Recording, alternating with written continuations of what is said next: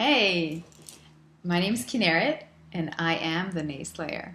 Probably wondering, who's this Nayslayer, and why am I the Nayslayer? Well, that is because I'm about to do the craziest thing that I've ever done in my life. And that is jump into a completely nomadic life with Crohn's disease and very little money to get me by. Why am I doing that? Well, let's look at the name Nayslayer and why I chose it, the Nayslayer. All my life, there's been this little voice in my head, and it's always been like, you can't do that. You're not going to make money like that. What are people going to think of you? You're going to get sick and die of malaria. What are you going to do when you get back? How are you going to get back to your life in Canada? How could you possibly leave here? You'll lose your health insurance. Yes, we have free health insurance here. Or OHIP, right? Our Ontario Health Insurance Program or whatever here. How am I going to come back and connect with the people that are still here? So all these voices, the naysayer, every single day. And over the last few years, another voice, this is the voice. It's not just over the last few years. It's been speaking all my life. But specifically over the last few years, it has been telling me, Kinneret, it's time to sell all your stuff, and it is time to jump into the life that you want to live. You have a lot to offer. You have a lot of skills to offer. You're a yoga instructor. You're a graphic designer. You're a writer. You're a singer. There are many things that you can offer at Kinneret. So, over the years, the voice was speaking, and I shut it out. And I believe, my own spiritual view, is that this disease, and really any autoimmune disease, is essentially a manifestation of suppressed emotion or holding ourselves back from living the life that we want to live. And I would say that it's very in line with what Gabor Mate, the psychoanalyst, I believe he is. Is he a psychoanalyst? I don't know. But he studies, psychology, and he's worked with ayahuasca, and I'm kind of going off topic, but the point is he has a book, and it's called When the Body Says No. Okay, so When the Body Says No, The Cost of Hidden Stress, that's the book.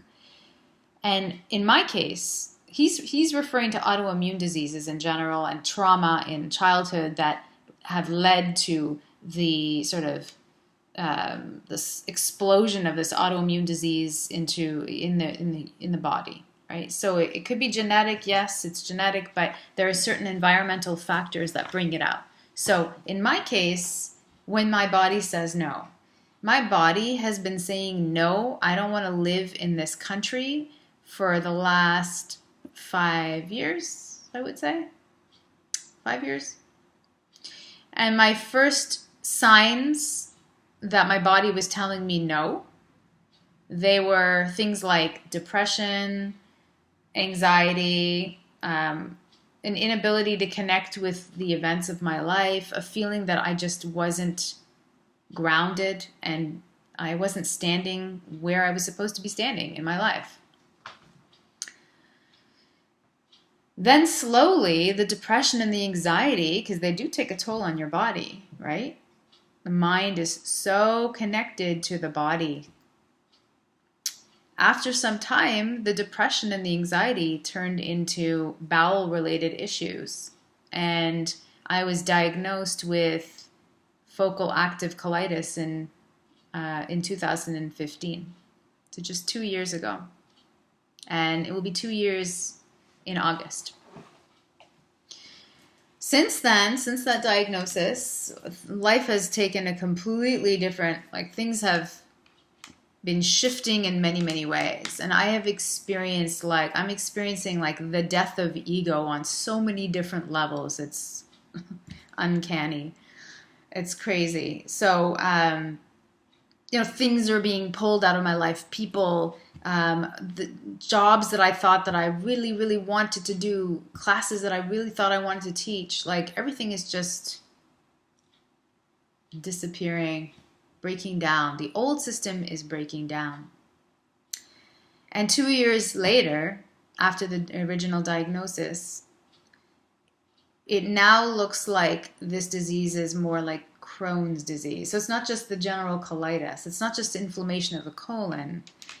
It's a chronic illness that is genetic and that I'm predisposed to, essentially, and that my environmental factors brought out. So environmental factors, stress, diet, vaccines. Yes, I'm going to say vaccines. The proof is starting to surface.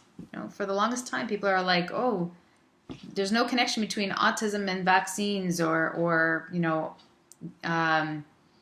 other issues like autoimmune diseases with vaccines. But actually, that can't be said anymore, because now we're seeing the connection between the gut and the brain, right? So as long as the gut is affected, and it is affected when you get a vaccine, because there are heavy metals that come into your system and they affect the gut flora, as long as the gut flora is affected, then the mind will be affected. So that being said, that's an environmental factor. All these things shaped what has happened to me. And now I've lived in a box for so long, I am tired of it.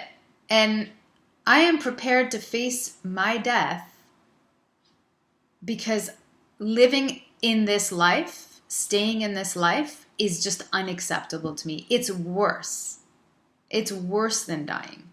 To me, not listening to the heart, not listening to the whisper of the heart, that inner voice, that is so much more torturous, and that is so, how can I say this? I don't want to subject myself to that any longer, because to me, that is a form of dying every day that is even worse than a potential, and who knows, if that may not ever be the case. A potential actual death from happening in the future. To me, dying every day is way worse than that. Every day you're facing a reality that you don't want to be in anymore. To me, that is worse than death. So I'm going to go on this journey, and my launch date is coming up for my blog, but my actual fly date, like when I take off, my departure, October. I don't have an exact date yet. I'm going to buy a ticket, and it's going to be a one-way ticket. One way. That's sort of my way of affirming to myself, this is happening, and I'm not coming back. I mean, I may come back to renew my health card. That's a different thing. So in Canada, we have, health insurance, free health insurance, which is wonderful. Mind you, that health insurance is not helping me. I mean, our health system does not know how to deal with autoimmune diseases. That's another reason why I'm deciding to travel, by the way, because I feel that when I go to these areas that might be more immersed in ancient practices of healing, I will have a better chance healing over there. Not to mention just the energy of being in a place like Thailand or Vietnam or Cambodia or India, certain places, right?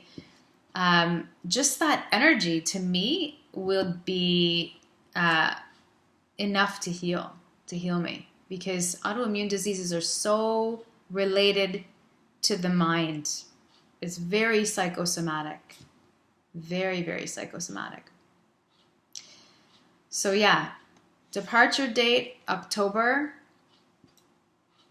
My goal in this is to collect a really a good readership, get a lot of people on board following my journey, especially people who are going through very similar issues as I am.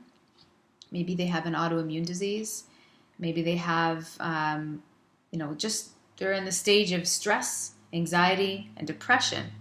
And that, to me, is the time that I should have listened. Those were the signs that I was getting years ago and didn't listen to it. So maybe this acts as a way to snap you out of that and think about the potential harm that you could cause yourself years from now because of not listening to your inner voice. Your soul. Your soul isn't scared of these things. Your soul isn't scared of not having enough money. Your soul isn't scared about what people will think. It's not even scared of death, okay? It's not scared of death. Your soul, your highest soul, the oversoul, is terrified of nothing. And if you can learn to live from the place of that soul, I think that's where we become our happiest, most peaceful, joyful expression of ourselves. Like, that is the ultimate goal, is to live from the place of the oversoul, the higher soul, the one intricately connected to universal soul and God, and whatever you want to call it. So this is a very spiritual journey for me, very spiritual. And I am facing my own mortality by doing this, and I understand that. And I understand how hard it's going to be to try to live a lifestyle that accommodates a Crohn's diet, for example, which is essentially an autoimmune paleo diet. So it requires absolutely no gluten, no dairy, no grains, no nuts and seeds, though sometimes I do cheat. No nightshades. It's a pretty restrictive diet. And somehow I'm going to make it work when I go, traveling and I jump into this nomadic lifestyle. So will you jump with me, please? Because to me, that is the greatest support that I can ever have. It's just you being there by my side and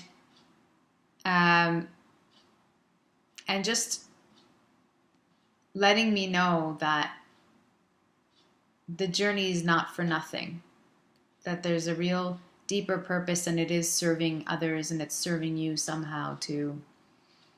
So thank you for listening. Thank you for watching, and